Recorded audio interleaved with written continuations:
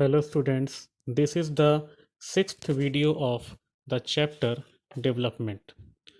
So far, we have studied about the topic development, the second topic different people, different goals, the third topic income and other goals, fourth topic national development, fifth topic how to compare different countries or states. Students, हम लोगों ने इससे पहले videos में जो पढ़ा उसको आगे हम लोग अब लेके चलेंगे। हमारा जो अगला टॉपिक है दैट इज़ एवरेज इनकम।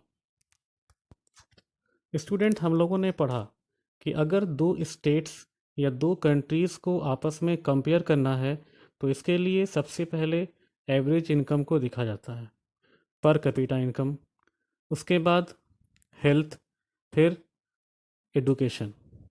इन सब के बाद और डिफरेंट टॉपिक्स होते हैं, डिफरेंट क्राइटेरियाज होते हैं जिन पर हम लोग डिस्कस करते हैं और रिजल्ट निकालते हैं कि कौन सा स्टेट या कौन सा कंट्री बेहतर है। हम लोगों ने एवरेज इनकम, हेल्थ और साथ में एजुकेशन के बारे में पढ़ा था। अब आज इस वीडियो में हम लोग एवरेज इनकम के बारे में थोड़ा डिटेल से जानेंगे। जनरली अगर दो कंट्री को या दो स्टेट को या दो रीजन को आपस में कंपेयर करना है तो हमारे पास सबसे पहला टॉपिक है, सबसे पहला क्राइटेरिया एवरेज इनकम है। लेकिन इस क्राइटेरिया की एक सबसे बड़ी डिमेरिट ये है कि ये इनकम के डिस्ट्रीब्यूशन को सही ढंग से एक्सप्लेन नहीं करता है।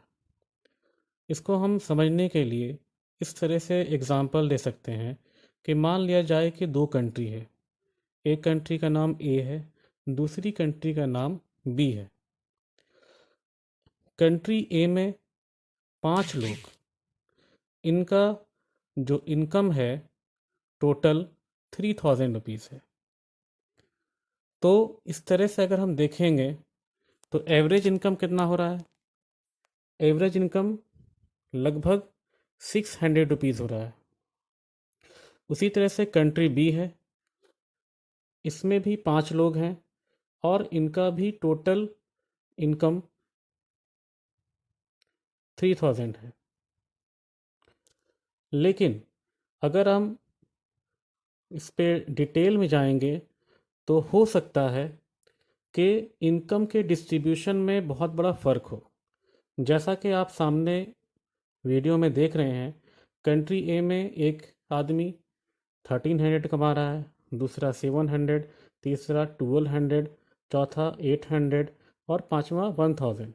तो टोटल इन लोगों का हो गया 3000, एवरेज इनकम हो गया 600। लेकिन कंट्री बी में अगर हम देख रहे हैं तो पहला जो इंसान है वो 100 कमा रहा है, दूसरा भी 100, तीसरा भी 100, चौथा भी 100 और पांचवा जो है वो 2600 कमा रहा है।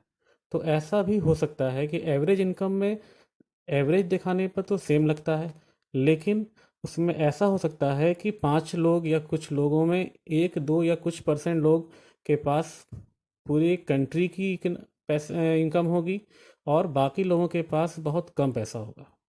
इसलिए एवरेज इनकम की जो सबसे बड़ी डिमेरिट्स है वो इनकम के सही डिस्ट्रीब्यूशन को नहीं दिखाती है। ये इसकी सबसे बड़ी डिमेरिट है। In brief, we can say average income is useful for comparison, but it does not tell us how this income is distributed among people.